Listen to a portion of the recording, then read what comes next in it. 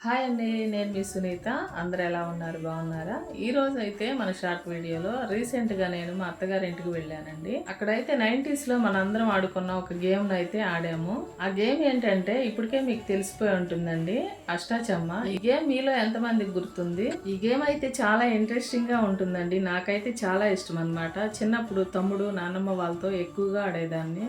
అప్పట్లో ఫోన్లు, టీవీలు అంతగా ఉండేవి కాదు కదండి. అందరం ఒక దగ్గరే కలిసి అల్లరి చేస్తూ ఈ గేమ్ అయితే ఆడేవాళ్ళమే. ఇప్పుడు వాళ్ళకైతే ఈ గేమ్స్ అంతగా తెలియకపోవచ్చు. అప్పట్లో ఇలాంటి గేమ్స్ అయితే అందరితో కలిసి ఆడేవారమండి. చాలా సంతోషంగా అనిపించేది. ఇప్పుడు వాళ్ళైతే ఫోన్ లో ఆడే గేమ్స్ వల్ల ఫ్యామిలీతో గడపలేకపోతున్నారు. ఈ ఫోన్ లో ఆడే గేమ్స్ వల్ల పిల్లల మానసిక స్థితితో పాటు కళ్ళు కూడా దెబ్బతింటున్నాయి. అప్పట్లో పిల్లలు ఇలాంటి గేమ్స్ ఆడటం వల్ల మైండ్ చాలా షార్ప్ గా ఉండేదండి. అలాగే ఫ్యామిలీతో కూడా చాలా హ్యాపీగా గడిపేవారు. ఈ జనరేషన్ పిల్లలకైతే ఫోన్ లో ఆడే గేమ్స్ కాకుండా ఇలాంటి మైండ్ గేమ్స్ ని ఆడించడం చాలా మంచిది కదండి.